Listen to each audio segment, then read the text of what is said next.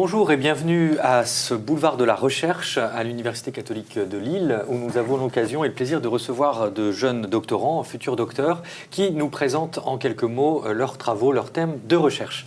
Alors bonjour Anne-Lyne Janus. Bonjour.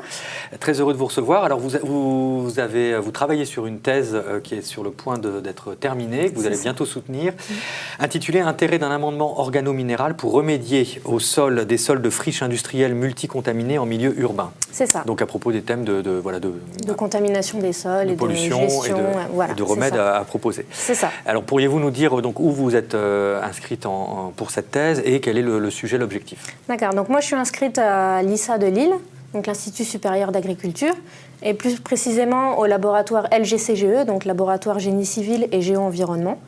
Donc, et le but de ma thèse porte vraiment sur l'intérêt d'un amendement qu'on applique sur les sols pour fixer la pollution métallique dans les sols et éviter les transferts vers, par exemple, les nappes phréatiques ou les cultures, et en même temps augmenter la dégradation de polluants organiques par les bactéries. Donc c'est vraiment gérer et décontaminer, on va dire, ces sols pollués en métaux et en polluants organiques. D'accord. Et comme vous êtes sur le point d'aboutir effectivement à ce travail de recherche, quelles ont été un peu les conclusions vers lesquelles vous avez pu être amené, sans rentrer forcément dans le détail, mais nous expliquer un petit peu En fait, moi, le but, je suis partie d'un amendement particulier qu'on appelle le biochar, que j'ai produit selon différents paramètres de production. Donc, j'ai obtenu 8 biochars. Et en testant différentes matrices, donc soit d'abord des solutions ou alors des sols, on a pu sélectionner, là, à l'instant où je vous parle, 4 biochars qui sont actuellement appliqués sur une dernière expérimentation pour vraiment sélectionner le biochar le plus apte à dépolluer ces sols. Donc là, on en est pour l'instant à une première sélection qui devra aboutir d'ici quelques mois aux sélections du meilleur biochar dans le cadre de ma thèse. D'accord. Donc comme c'est une recherche appliquée qui doit avoir des débouchés pratiques, ou en tout cas utiles aussi dans l'environnement, à quel type de secteur industriel ou quel type d'entreprise à quoi ça peut servir comme finalité pratique? Alors tout d'abord, il faut savoir que pour l'instant, il n'y a pas vraiment d'industrie qui produise le biochar. Donc on est plus pour l'instant avec des liens avec une industrie pour mettre au point cette production de biochar. Et ensuite, on appellerait plus, par exemple, des bureaux d'études spécialisés dans les techniques de dépollution des sols, qui, eux, seraient éventuellement amenés à utiliser cette méthode dans le cadre de dépollution. On pense surtout à des friches industrielles, qui sont de grandes surfaces, où les techniques actuelles de remédiation coûtent cher.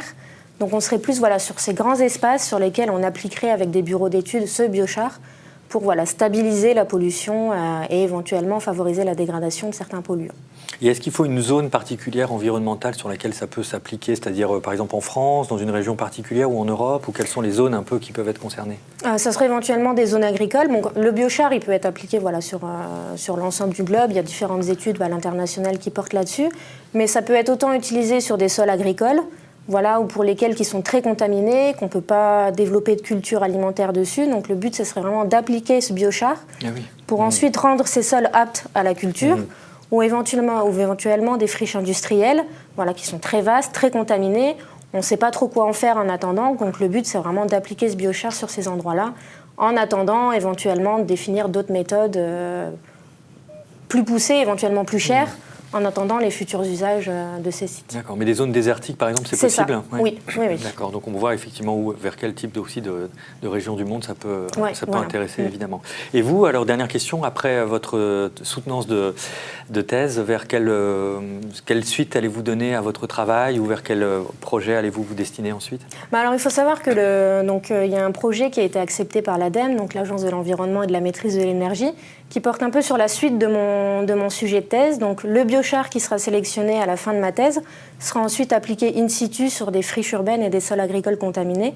Donc, le but, c'est que je poursuive un peu, au moins pendant une année, cette thématique-là et que, donner des suites un peu à ma thèse. Donc, le but, ce serait de continuer dans cette thématique. D'accord, en postdoc. D'accord. Voilà, c'est ça. Merci Anne-Lyne Janus. C'était le boulevard de la recherche. Merci.